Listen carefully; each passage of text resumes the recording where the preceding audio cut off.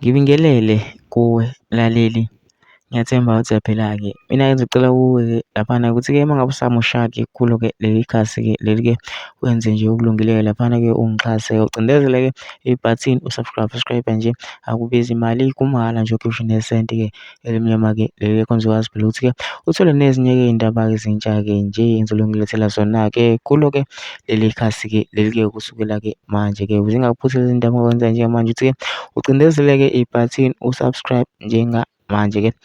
Udaba kulethela lona-ke namhlanje lana ngilethela-ke ividiyo-ke yoMlisa-ke laphana-ke exwayisa-ke abalandeli-ke be-M_K-ke laphana-ke ngenye-ke into-ke laphana. Kodwa-ke angifuni-ke mina ukuthi weziwa ngami, phela into nje uyidlala-ke le vidiyo-ke uzizwele wena-ke lesixwayiso-ke ukuthi-ke sithini-ke. Mina sengicela abantu uma usuzwile-ke ividiyo-ke ungene mu-comment section-ke laphana-ke sihlangane mu-comment section ubhale umbono wakho ukuthi wena ucabangani-ke ngalokhu-ke okushiwo-ke ulo Mlisa lona, ubhale-ke laphana-ke umcabango yakho masicinze nebhathini nje subscribe nje akubizi imali kumahhala nje ukhishwe nesenti-ke elimnyama-ke leli khona uzokwazi phela ukuthi-ke uthole nezinye-ke iy'ndaba-ke ezintsha-ke nje engizobe ngikufakela zona-ke kulo-ke leli khasi-ke leli-ke kusukela-ke manje-ke. So ongakwenza njengamanje ukuthi-ke ucindezeleke ibhathini usubscribe njengamanje-ke, nayo-ke le vidiyo-ke awuyithokozele.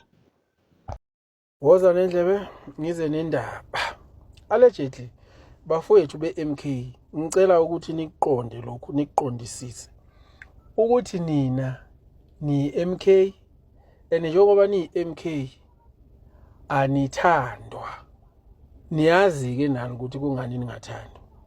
So musani-ke ukuthi uma ngabe abantu bakwaGreen bekhipha indaba okanye kukhona into abaphazamiseke kuyo, ngoba abantu bakaGreen kunabantu babo ababathumela ngapha ku-MK okanye kunabantu bakwaGreen abangapha ku-MK abafike benze izinto njengoba uKhumalo enza, ebese uma ngabe sebexoshwa ebese kuthiwa hayi usibanibani ubulala iqembu, hey usibanibani wenza ukuthi, kanti kusho bona labantu bakwaGreen.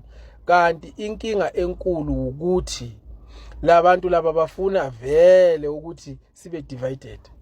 So uma ngabe i-MK ingakasikhiphi istatimende, hlala phansi, ungathathi izinto ozizwa lapha ko-X okanye khona la kwa-TikTok noma ngabe uzizwa ngobani-ke.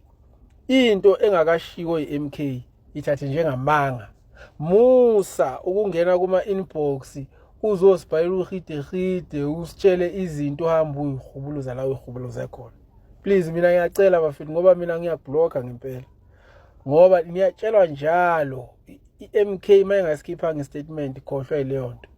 Until i-MK ikhipha istatement isho ukuthi kunje usungayithatha-ke le nto iphuma kuphi eqenjini lakho, hayi kubantu abazonda iqembu lakho. Yini into e-right abazokutshela yona, ngoba noma ngaze kuthiwe ikhona into abathi yenzekile okanye khona into eyenzekile, kodwa ngeke bakutshele ngendlela eyenzakale ngayo, ngoba vele into abayifunayo ukuthi wena uzoba confused.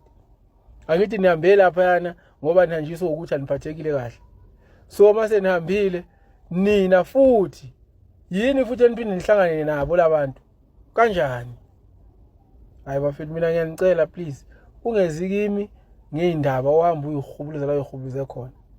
Mina mawuza kimi iza ngestatement esikhishwe i-MK ukuthi i-MK ngabe kuyiqiniso yini. Engikwaziyo ngizokuconfirm, engingakwazi futhi ngizokutshela ukuthi angikwazi. So injalo nje ngani zakwethu, asingafuni ukuthi silokhu sikhuluma so sibe nemlomo engaka sikhuluma into esingazazi.